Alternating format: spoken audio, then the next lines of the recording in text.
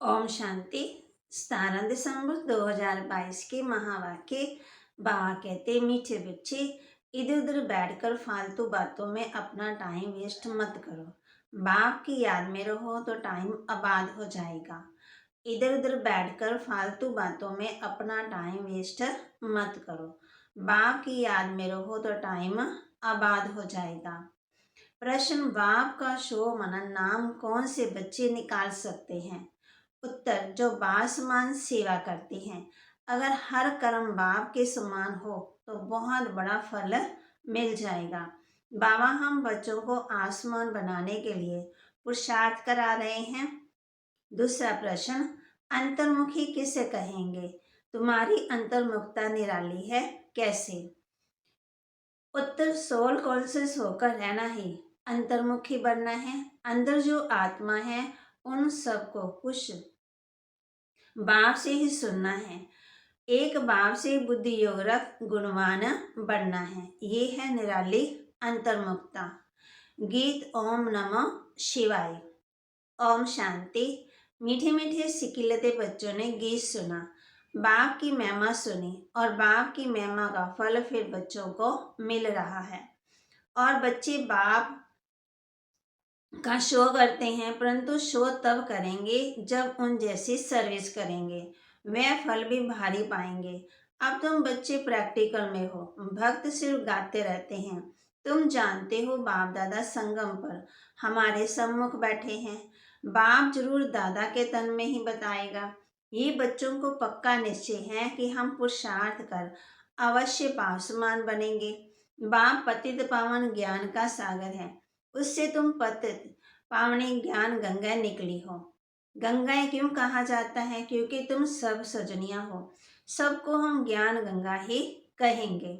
बच्चों को नशा चढ़ता है कि हम श्रीमत पर सारे विश्व के मनुष्य मात्र को सुख दे सकते हैं और कोई नहीं दे सकता। अब बाप आया है सबको सदगति देने और दिलाते भी हैं बच्चों द्वारा, क्योंकि कर्ण करावना हार है ना। तो ऐसे बाप के श्रीमत पर जरूर चलना पड़े। बाप कहते हैं जो करेगा और जितनी सर्विस करेगा वही 21 जन्मों के लिए ऊंच प्रालब्ध पाएगा, परंतु तकदीर में नहीं है तो कुछ करते नहीं है बहुत सहज। दिन प्रतिदिन बाप बहुत अच्छे अच्छे पॉइंट देते रहते हैं और बाप कहते हैं जितनी झोली भरनी हो उतनी भर लो। ये मालूम भी अपने को पड़ सकता है कि हम अपनी झोली अच्छी रीति भर रहे हैं या कहाँ टाइम वेस्ट करते हैं। भक्ति में तो बहुत टाइम वेस्ट किया है, एनर्जी वेस्ट की है, पैसे बर्बाद किए हैं, मेहनत की बर्बाद की। देखो कितनी मेहनत करते हैं, जप तप दान तीर्थ आदि कितना करते हैं। अब ये जो कुछ हुआ ड्रामा अनुसार, अभी तो पुरुषार्थ की बात है। जो बीत चुका उसका तो कुछ होना नहीं है, फिर अपने समय पर रिपीट होगा। अब बाप कहते हैं श्रीमत पर चलो, अपना टाइम यहाँ वहाँ बर्बाद मत करो, टाइम को आबाद करो बाप की याद में। बहुत बच्चे हैं जो बाप की बातें एक कान से सुन दूसरे से निकाल देते हैं। जो अच्छी रीति धारण करेंगे वह फिर औरों को भी जरूर सर्विस करेंगे, अपना समय कहाँ भी बर्बाद नहीं करेंगे। बहुत बच्चे हैं जो सारा दिन बाहर मुखी रहते हैं। बच्चों को पुरुषार्थ कर अंतर्मुखी बनना है। अंदर आत्मा है ना, ये निश्चय करना है कि हम आत्माओं को बाप समझा रहे हैं कि बच्चे तुमको सोल कॉन्शियस होकर रहना है। सच्चा सच्चा अंतर्मुख इसको कहा जाता है। हमारे अंतर्मुख होने की बातें ही निराली हैं। अंदर जो आत्मा है उनको सब कुछ बाप से ही सुनना है। बाप प्यार से बच्चों को बार बार समझाते हैं। माता पिता और भी जो अनन्य भाई बहन हैं जो अच्छी सर्विस करते हैं उन्हों से तुमको सीखना है। बल थोड़े बहुत अवगुण तो सभी में है, गाते भी है ना, मुझ निर्गुण हारे में कोई गुण नहीं है। अभी तुम बच्चों को गुणवान बनना है तो सो तब बन सकते हैं जब बाप के साथ बुद्धि योग होगा। माया तो बहुत भटकाएगी। बच्चे गिरते और चढ़ते रहते हैं। जो बॉडी कॉन्शियस रहते हैं वे गिरते रहते हैं, जो सोल कॉन्शियस रहते हैं वे गिरते नहीं हैं। वे बाप से वायदा करते हैं कि हम ये काम करके ही दिखाएंगे, पूरा पवित्र बनकर ही दिखाएंगे। अंदर में ये पक्का निश्चय करना चाहिए कि हम बाप से पूरा पूरा वर्षा लेंगे, कहाँ भी फालतू टाइम नहीं गवाएंगे। बच्चों को शरीर निर्वाह भी करना है। घर बार छोड़ना तो हठयोगी सन्यासियों का काम है।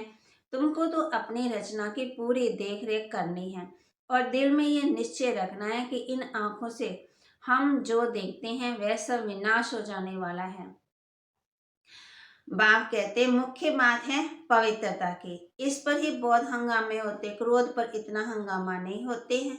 बाप कहते ये काम विकार तो इस समय सब में प्रवेश है, सविकार से पैदा होते हैं। तुम समझा सकते हो कि हम भ्रष्टाचारी को शिष्टाचारी बनाने में मदद कर रहे हैं। अब तुम बच्चों को सोल कॉन्शियस बनना है, पतित पावन बाप को याद करना है। बुलाते भी है ना कि हे पतित पावन आओ, आकर के हमें पावन बनाओ। आएंगे तो कुछ तो करेंगे ना, पावन बनाएंगे। यहाँ स्नान आदि की तो बात ही नहीं है। बाप कहते माँ में कम याद करो, और कोई उपाय ही नहीं है। योग अग्नि से तुम पति से पावन बनेंगे, आयरन एज से तुम गोल्डन एज में जाएंगे।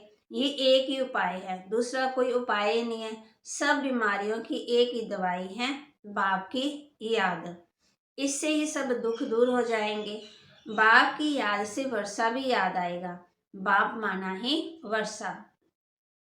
लौकी बाप बल कितना भी गरीब होगा तो पाई पैसे बर्तन आदि का कुछ भी तो वर्षा देगा जरूर। तो तुमको पहले बाप को फिर वर्षे को याद करना है। बाप कहते हैं मन मना भाव मध्याजित भाव। बाप तुमको सभी वेदों शास्त्रों का सार समझाते हैं, दूसरा कोई भी ये सार जानता ही नहीं है। बाप सीधा कहते बच्चे देवाभिमान को छोड़ दो। तुमको समझना चाहिए कि हम आत्मा से बात करते हैं ना। निराकार बाप निराकार बच्चों को कहेंगे तुम आत्मा कानों से सुनती हो, तुम ही सब कुछ करती हो। कोई भी हालत में बच्चों को देह अभिमानी नहीं बनना है। अपने को आत्मा समझ बाप को याद करना है। सर्विस भी करो, क्योंकि देह से ही सब काम होता है ना, वह तो करना ही पड़े। कोई कोई कुछ समय के लिए अनकॉन्शियस बेहोश हो जाते हैं, परंतु वह कोई ज्ञान की बात नहीं है। यहाँ तो बाप को याद करने की मेहनत करनी है, जिससे ही माया के बहुत विघ्न पड़ते। तुम जानते हो हमने बाप की गोद ली है तो बाप को जरूर याद करना पड़े। भोग बनाते तो शिव बाबा को याद करना है। आगे भोग बनाते थे श्री कृष्ण श्री राम को, गुरु नानक को याद करते थे, गुरबानी पढ़ते थे। याद तो याद में ही बनाएंगे ना, तब तो शुद्ध होगा, फिर प्रैक्टिस पड़ जाएगी। यहाँ भी बाप की याद की प्रैक्टिस पड़ जानी चाहिए। जितना हो सके भोग व भोजन बनाने के समय बाबा को याद जरूर करना है। बहुत बहुत जरूरी है, परंतु बच्चे याद करते ही नहीं है। भंडारे में एक दो को याद कराना चाहिए कि बाबा को याद कर भोजन बनाओ। ऐसे करते करते पक्के हो जाएंगे। जिसको अभ्यास नहीं होगा वह तो कभी याद करेंगे नहीं। बाप कहते हैं ब्रह्मा भोजन की बहुत महिमा है, तो जरूर कुछ होगा ना। देवते भी इच्छा रखते हैं ब्रह्मा भोजन की, तो याद में रह भोजन बनाने से अपना भी कल्याण होता, तो आने वाले का भी कल्याण होगा।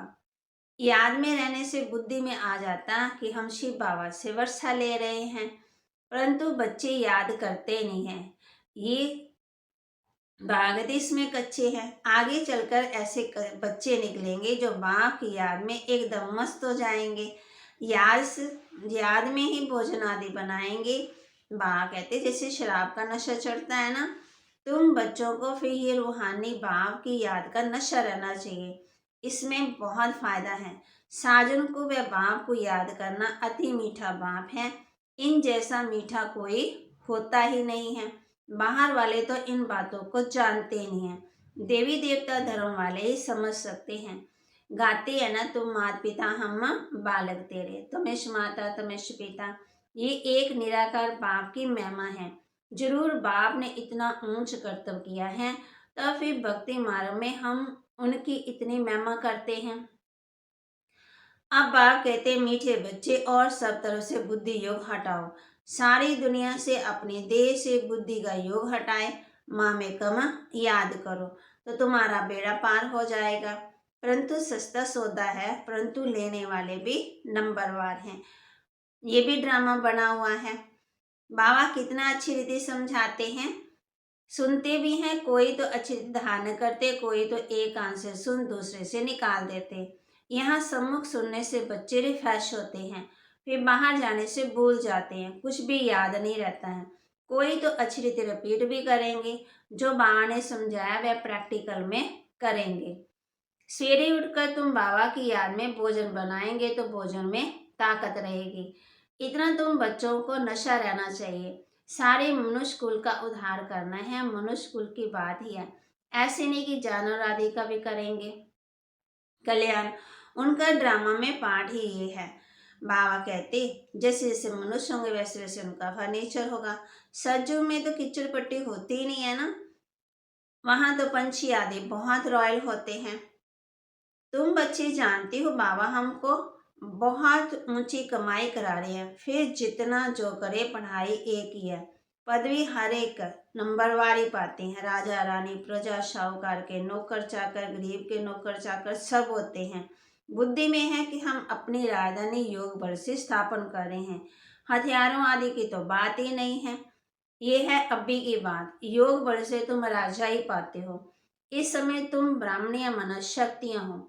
सतयुग में देवियों को हथियार आदि हो नहीं सकते हैं ना, ये अभी की बात है। बाबा कहते ज्ञान तलवार, फिर वह सब स्थूल रूप में ले लिए। अब तुम्हारी सूरत और सीरत दोनों बदलती है, काले से गोरे बनते हैं, सरगुण संपन्न और 16 कला संपूर्ण बनते। जितना जो पुरुषार्थ करेंगे इसमें झूठ तो चल ही न सके। अगर अंदर कुछ काला भरा होगा तो बाहर भी काला दिखाई देगा। बाबा कहती बच्चे तुम ऐसे मीठे बनो जो सब समझे कि इनको बनाने वाला कौन है। तुम्हारी बुद्धि में सारे सृष्टि के आदि मध्यंत की नॉलेज है। इस चक्कर को जानने से तुम चक्रवर्ती राजा बन जाएंगे। बोर्ड लगा दो कि रचता है बाप, वही सारी नॉलेज देते हैं। तुम हो ब्राह्मण, तुम्हारी बाबा कहते जात ही निराली है ना, न्यारी है। तुम ब्रह्मा मुख वंशावली ब्राह्मण हो। ये बाप से नॉलेज सुना रहे हैं ना बाबा कहते।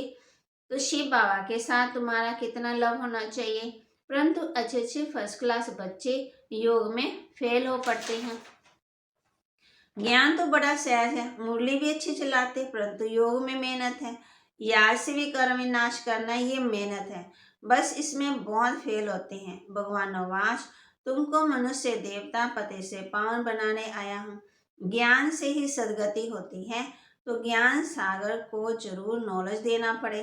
बाकी पानी में सागर व नदियाँ थोड़ी पावन बना सकती हैं।